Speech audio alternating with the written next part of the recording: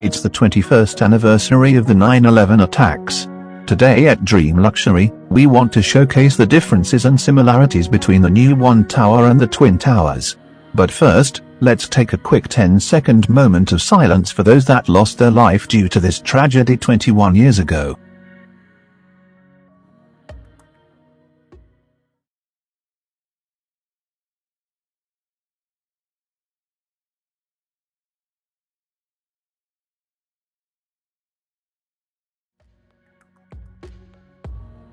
Construction of the towers began in 1968 to 1969, and office space were made available in 1970. The reason for the World Trade Center being built was to revitalize Lower Manhattan. The Twins were a great tourist attraction, pulling in around 70,000 visitors every day. The buildings officially opened in 1973. Overall, the project cost $900 million to complete. The World Trade Center is home to some of the largest and some of the smallest international businesses operating today. It is having a major impact on the economic life of New York and many nations around the world.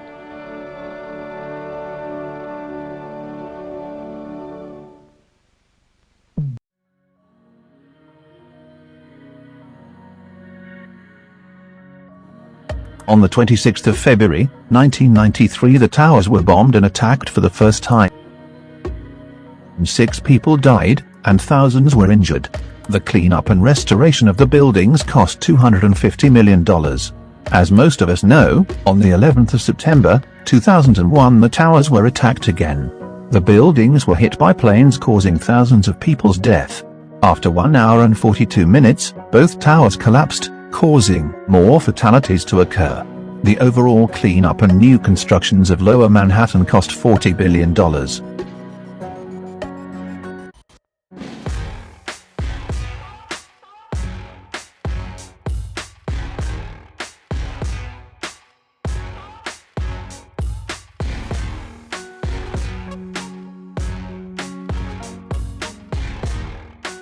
Shortly after the tragedy, a plan was put in place to build a park, museum, memorial, and new office buildings. Many New Yorkers and political officials wanted the towers to be rebuilt exactly the same, but that would have taken at least 10 years and billions of dollars. Instead, the One World Tower was built, which still took over 10 years and $3.8 billion. Outside looking in, the One Tower appears to be a nice-looking skyscraper, however it's very complex compared to the original towers. Let's get into some comparisons. The fallen towers once stood at 1,368 and 1,362 feet tall. The One World Trade Center stands at 1,776 feet in height, which symbolizes the U.S. Declaration of Independence. This makes this building the 7th tallest in the world. The tower's elevators were standard ones, and took 5 minutes to travel from the lobby to the 105th floor.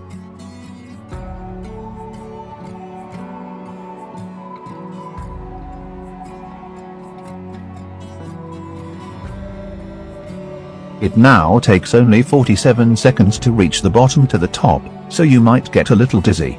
However, you are surrounded by a 500-year CGI time-lapse of New York City.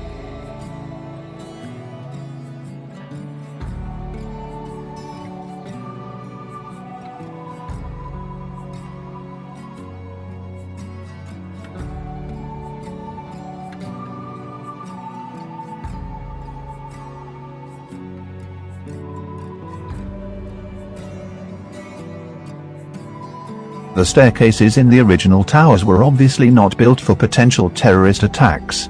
On that September morning, decades ago, many people fleeing the buildings experienced heavy foot traffic in the stairwells. This made it hard for first responders to go up and employees to come down. In the new building, the staircases are much larger in case of an emergency.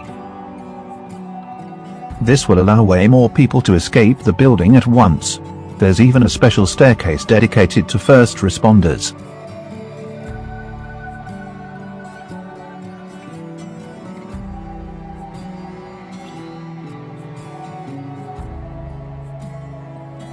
In total, the first construction of the towers cost $900 million. The first attack cleanup cost $250 million. The second cleanup cost $40 billion. And the new tower cost $3.8 billion. The final tab is roughly a whopping $44.95 billion. Lastly, here is a honorable mention 9/11 video to watch. We all are constantly reminded of the terrors of that day, and this video is just the opposite. It's very heartwarming, and a silver lining to the events that occurred. Rest in peace to the fallen.